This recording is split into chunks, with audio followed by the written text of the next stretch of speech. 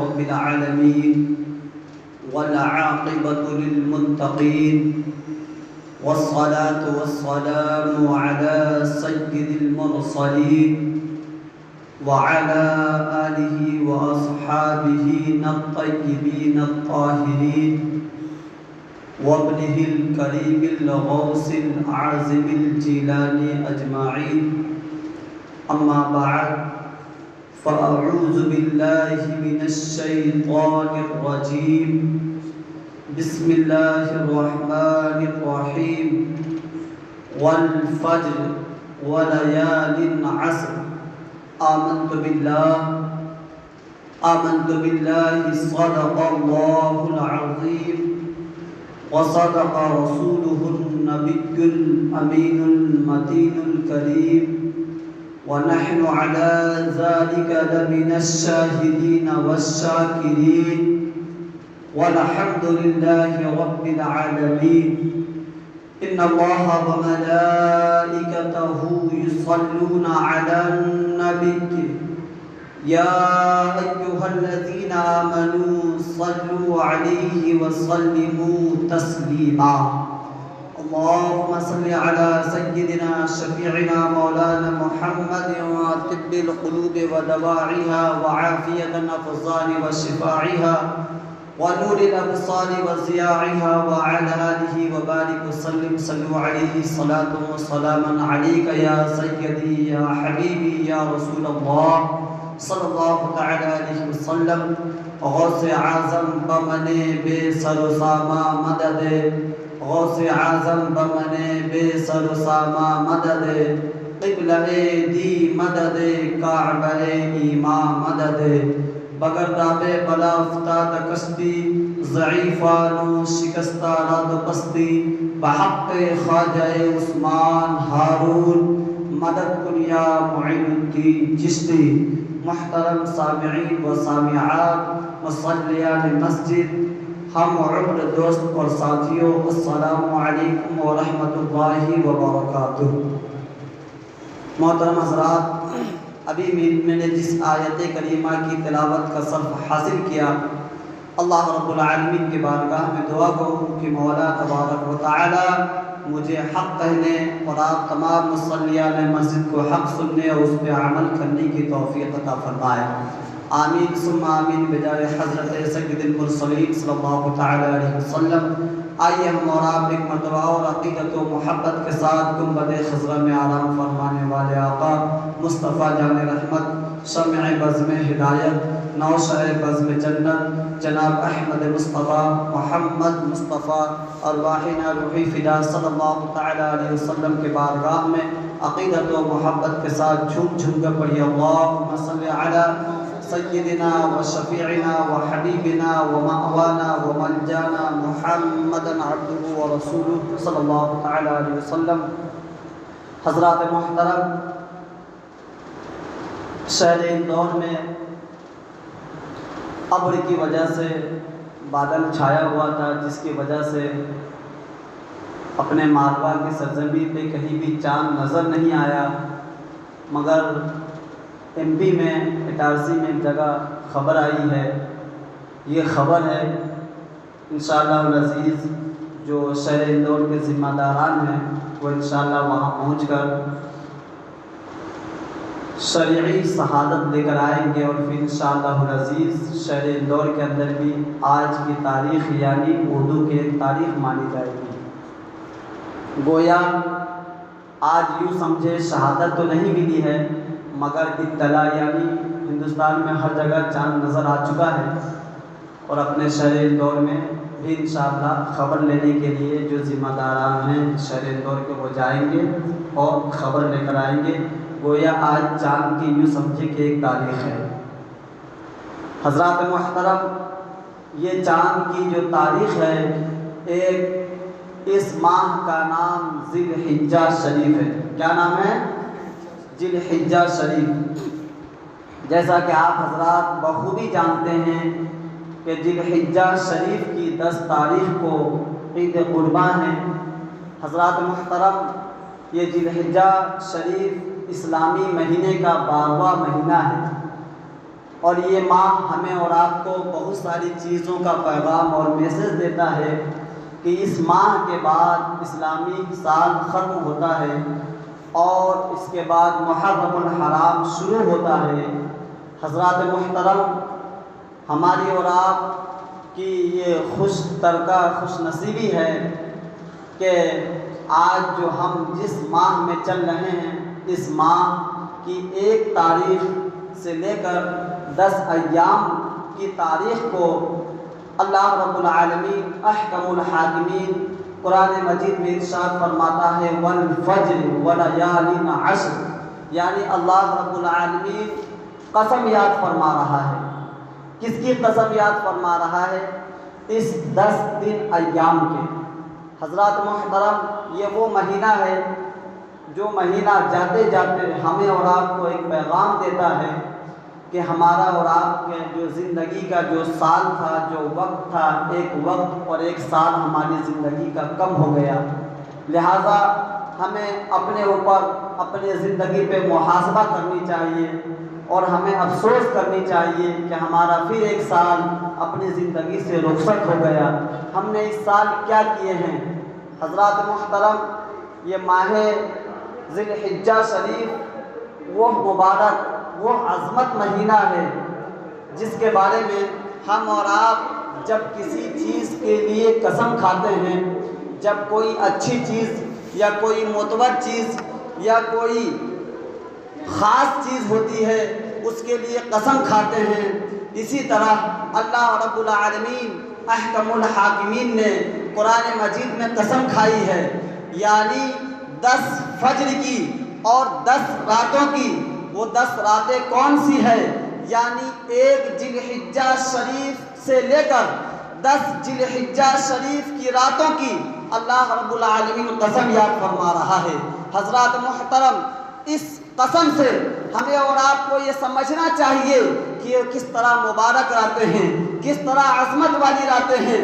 حضرات محترم، حضرت عبداللہ ابن مسعود رضی اللہ تعالیٰ عنہ ارشاد فرماتے ہیں کہ سرکار دو عالم صلی اللہ تعالیٰ علیہ وسلم سے دریافت کیا، آپ نے ارشاد فرمایا کہ یہ جو ذی الحجہ شریف کا جیسے ہی چاند طلوع ہوتا ہے، حضرات محترم میں آپ کو بتا دوں، صحابہ کرام نے آقا سے ارشاد فرمایا، پوچھا یا رسول اللہ صلی اللہ تعالیٰ علیہ وسلم، یہ جو ماہ ذی الحجہ شریف ہے اس کی کیا عظمت ہے، کیا بزرگی ہے؟ حضرات محترم، ماہ ذی الحجہ شریف کی ہر رات اور ہر دن وہ عظمت و بزرگی والا ہے کہ حدیث مصطفیٰ میں ہے، حدیث رسول میں ہے کہ جس طرح اللہ رب العالمین نے پورے 12 ماہ میں رمضان المبارک کو وہ عظمتیں عطا فرمائی ہے، وہ رفعتیں عطا فرمائی ہے، وہ برکتیں عطا فرمائی ہے جو کسی ماہ میں ہمیں اور آپ کو نظر نہیں آتا۔ اسی طرح اور آپ آگے چلے، رمضان المبارک میں 3 عشرے ہوتے ہیں۔ جب پہلا عشرہ گزرتا ہے، دوسرا عشرہ گزرتا ہے، تیسرے عشرے میں ہمیں اور آپ کو شب قدر جیسی راتیں ملتی ہے۔ وہ شب قدر جس کے اندر 1 رات عبادت کرنے پر اللہ 1000 سال کی عبادتوں کا ثواب عطا فرماتا ہے۔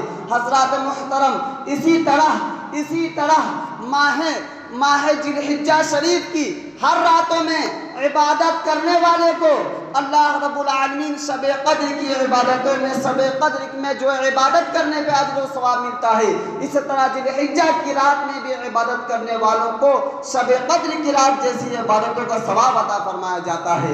حضرات محترم، اسی ضمن میں ایک صحابی رسول نے عرض کیا، یا رسول اللہ صلی اللہ تعالیٰ علیہ وسلم، ماہ ذی الحجہ شریف کی وہ عظمت ہے، کیا اس کے علاوہ اگر کوئی جہاد پر جاتا ہے اور وہ شہید ہوتا ہے کیا اس کو بھی اس سے زیادہ ثواب نہیں ملے گا؟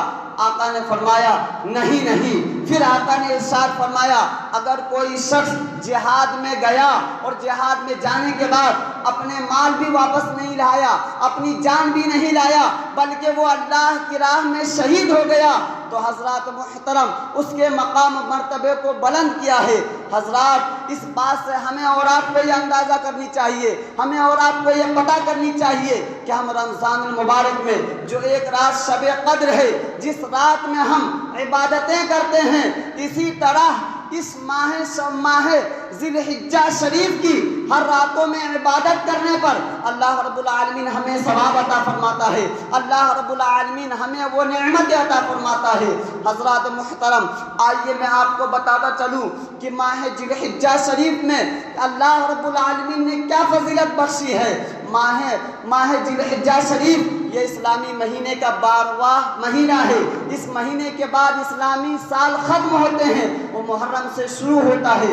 حضرات محترم، بتایا یہ گیا ہے کہ اس 12ویں مہینے میں ذی الحجہ شریف کی اگر کوئی بھی کسی بھی راتوں میں اگر کوئی بندہ مومن 4 رکعت نماز پڑھتا ہے، 4 رکعت نفل نماز پڑھتا ہے، کسی بھی راتوں میں پہلی شب میں ہو یا دوسری شب میں ہو، یعنی ایک شب سے لے کر اور 10ویں شب تک جس بھی شب میں اگر 4 رکعت نماز وہ بندہ اس طرح پڑھتا ہے جس طرح، یعنی پہلے رکعت میں پہلے سورۃ الفاتحہ پڑھے اور سورۃ الفاتحہ پڑھنے کے بعد 3 مرتبہ آیت الکرسی شریف پڑھے اور آیت الکرسی 3 مرتبہ پڑھنے کے بعد 3 مرتبہ سورہ اخلاص پڑھے اور 3 مرتبہ سورہ اخلاص پڑھنے کے بعد 1 مرتبہ سورہ فلق اور 1 مرتبہ سورہ ناس پڑھے، یعنی اسی طرح سے 4 رکعت نماز پڑھے، تو اللہ کے پیارے حبیب صلی اللہ تعالی علیہ وسلم ارشاد فرماتے ہیں کہ اس بندے کو اللہ رب العالمین وہ ثواب عطا فرمائے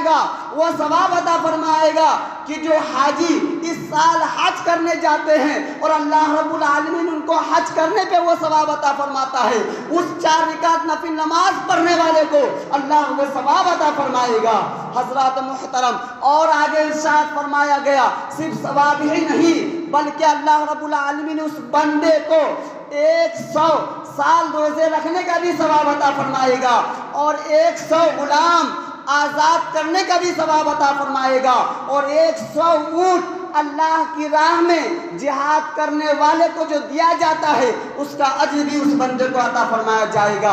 اور بتایا گیا ہے کہ جب وہ بندہ جب یہ نماز پڑھے گا اور پڑھنے کے بعد جب وہ اللہ رب العالمین کی بارگاہ میں دعا کرے گا تو اس کی دعا کے مقام کو یوں بتایا گیا ہے کہ حاجی جس طرح حج بیت اللہ میں دعا کرتا ہے اللہ رب العالمین اس کی دعاؤں کو قبول فرماتا ہے، اسی طرح اگر کوئی بندہ ذی الحجہ شریف کی شب میں یہ 4 رکعت نفل نماز پڑھے گا اور اللہ رب العالمین کی بارگاہ میں دعا کرے گا تو اللہ رب العالمین اس حاجی کی دعاؤں کی طرح اس دعا کو بھی اللہ اپنے بارگاہ میں قبول فرمائے گا۔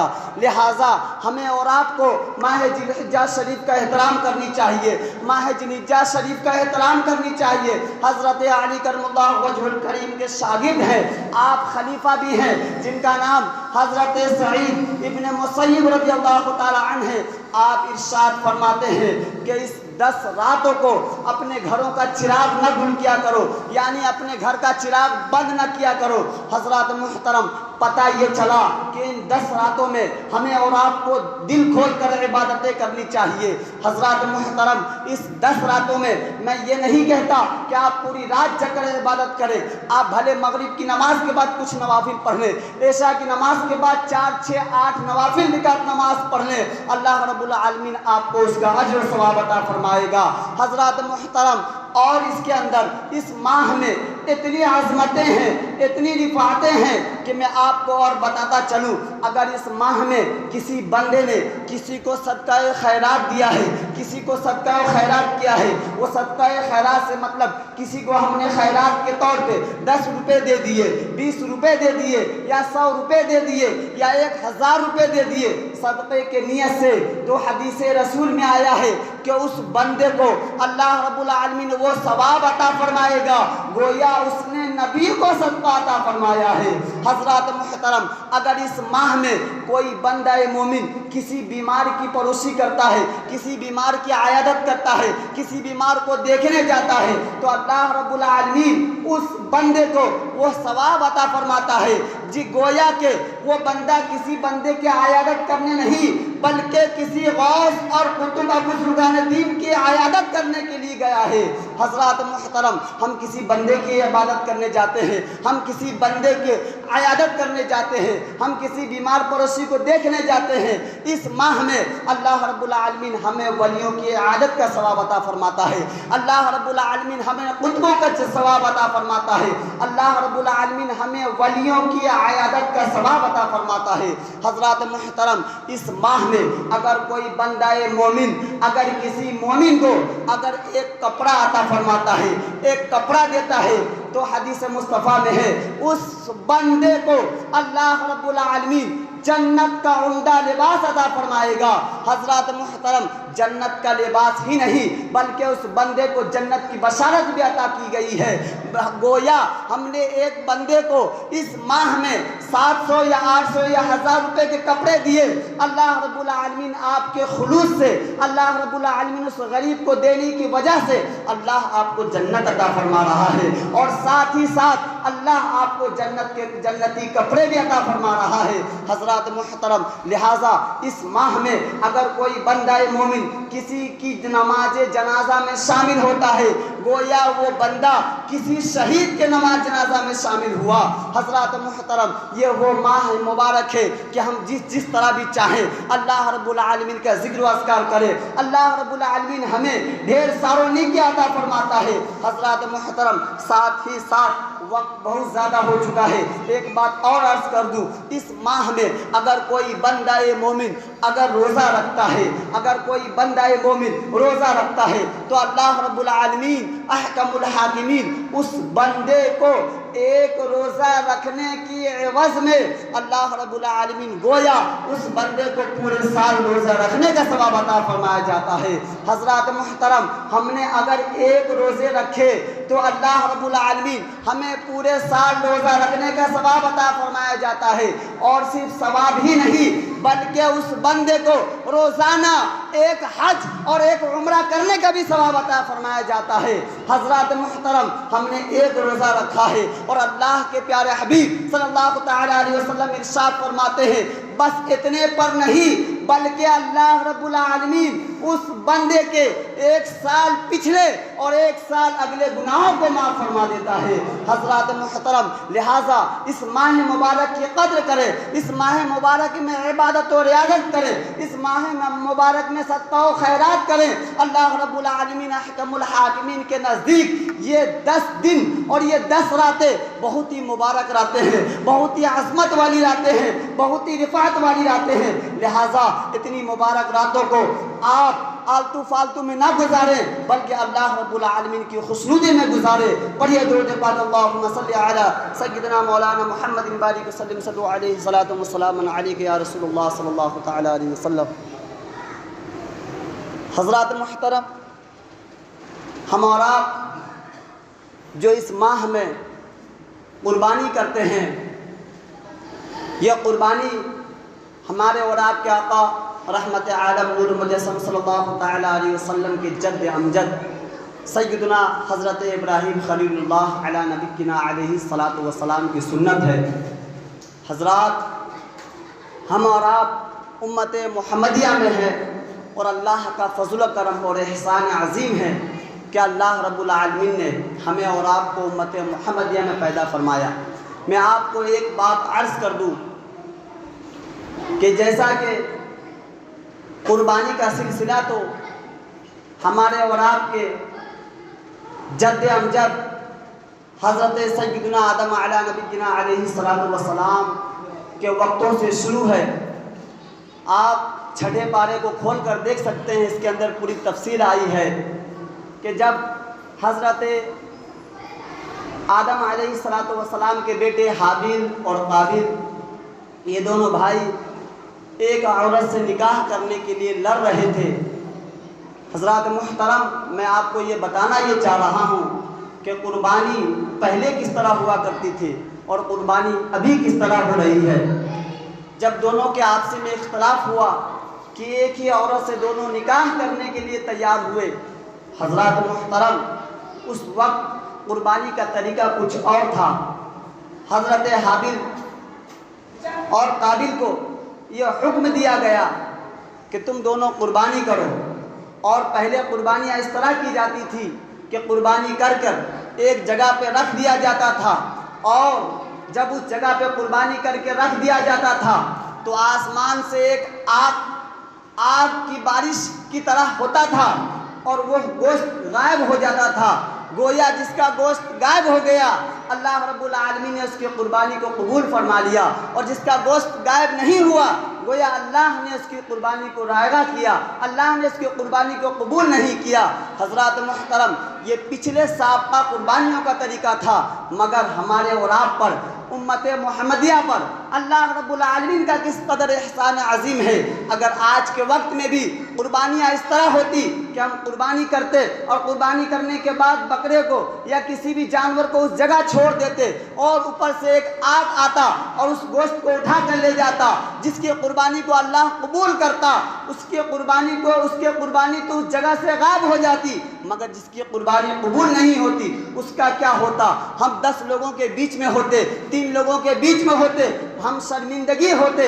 حضرات محترم، اللہ کے پیارے حبیب صلی اللہ تعالی علیہ وسلم کی امتیوں، آپ اپنے اوپر ناز کرو، اللہ ستار العیوب ہے، عیبوں پہ پردہ ڈالنے والا ہے۔ پہلے کے امتی اگر گناہ کرتے تو اس کے دروازوں پر لکھا ہوتا کہ فلاں شخص نے زنا کیا ہے، فلاں شخص نے چوری کی ہے، فلاں شخص نے فلاں غلط کام کیا ہے، مگر امت محمدیہ پر اللہ رب العالمین نے یہ احسان عظیم کیا کہ آج ہم قربانیاں کرتے ہیں اور اس قربانیوں کو گوشت خود بھی کھاتے ہیں، اپنے رشتہ داروں کو بھی دیتے ہیں، غریبوں کو بھی دیتے ہیں۔ قربانی آپ کی قبول ہوئی یا نہیں ہوئی وہ بروز قیامت اللہ رب العالمین احکم الحاکمین کی بارگاہ میں پیش گوئی ہونے کے بعد سمجھ میں آئے گا۔ حضرات محترم، اس بات سے ہمیں اور آپ کو یہ پتہ چلا کہ اللہ رب العالمین ہمارے گناہوں کو کس طرح چھپا رہا ہے، مگر ہم اور آپ اللہ رب العالمین کی نافرمانیاں کرتے ہوئے نظر آتے ہیں۔ قربانی کرنے کا مقصد یہ ہے کہ اللہ ہمیں اور آپ کو یہ دیکھنا چاہتا ہے کہ بندہ اپنے مال سے زیادہ محبت کرتا ہے یا اپنی اولاد سے زیادہ محبت کرتا ہے یا میری راہ میں قربان کرنے والی دولتوں سے زیادہ محبت کرتا ہے۔ قربانی کا مقصد یہ ہے آپ کا امتحان لینا، لہٰذا جو صاحب نصاب ہے وہ شخص اپنے نام پہ قربانیاں کرے، اور جو شخص اپنے گھر پہ جانور نہ لے سکے ان کے لیے دارالعلوم اہل سنت والجماعت کا ادارہ، دارالعلوم اور بھی بہت سارے ادارے کی جانب سے، دارالعلوم کے جانب سے، دارالعلوم نوری کے جانب سے فی حصہ 2500 روپے رکھا گیا ہے۔ لہذا جو صاحبان رسید کٹوانا چاہیں وہ حضرات مجھ سے رابطہ کریں، اور بھی جگہ بہت سارے ادارے ہیں وہ ادارہ بھی رسید کاٹ رہے ہیں۔ بڑے جانوروں کی قربانی میں فی حصہ 2500 روپے ہے۔ جن حضرات کو اگر اپنے گھر پہ جانور نہ لا سکے کسی پریشانی یا کسی مجبوری کے تحت تو حضرات آپ رسید کٹوا لیں۔ اللہ رب العالمین کی بارگاہ میں دعا کرتا ہوں کہ مولا تبارک تعالی مجھے اور آپ کو سب کو اللہ رب العالمین کے اس امتحانات میں کامیابی اور کامرانی عطا فرمائے۔ آمین ثم آمین۔ کھڑے ہو جائیے، صف درست فرما لیجیے۔ جو صاحبان سنت ادا کرنا چاہیں وہ حضرات سنت ادا کریں۔